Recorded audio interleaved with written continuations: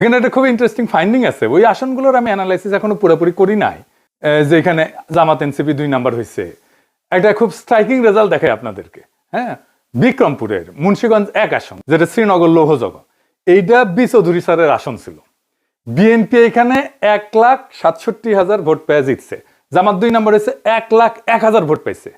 কিন্তু নিউজে দেখেন লিখেছে 98,000, মানে ওইটিও কমাই দেওয়া লাগবে, বুঝি চাও।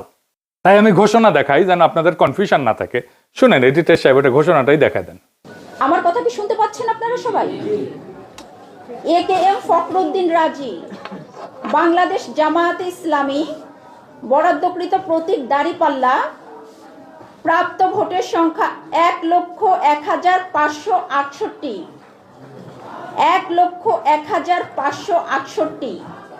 এই আসনে যাদের বাড়ি, যারা মুরব্বী, তারাই বলেন এই এলাকায় জামাত, শিবির, ছাত্রী সংস্থা, এদের কোনো বেল ছিল, কোনো সংগঠন ছিল? জামাতের সবচেয়ে দুর্বল জেলার ছিল এইটা।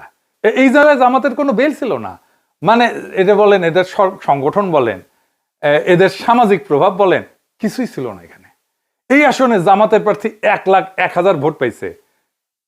আমি ধরে নিছিলাম এখানে বিএনপি বিদ্রোহী প্রার্থী সেকেন্ড হবি। জামাতের অপরিচিত একদম আনকরা একজন প্রার্থী, এর জামানত বাজেয়াপ্ত হয়ে যাওয়ার কথা ছিল। কিন্তু এইরকম আসনেও জনগণ জামাতকে বিএনপির বিকল্প শক্তি হিসেবে পছন্দ করিয়া 1,01,000 ভোট দিছে।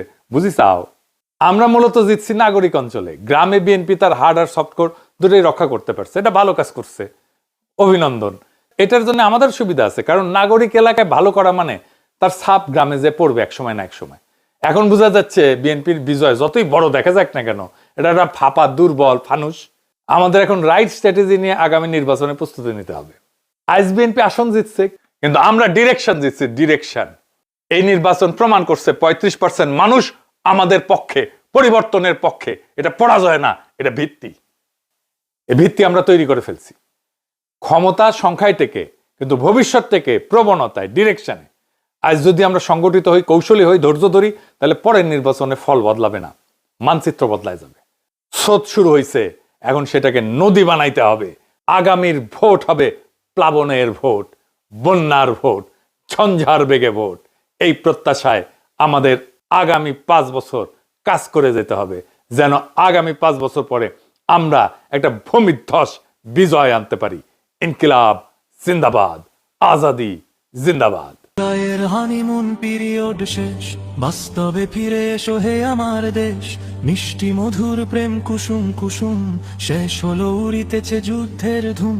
সত্য মিথ্যার বন বলরাই সাময়িক বিরতিতে শেষ হয়ে নাই রিয়েলিটি।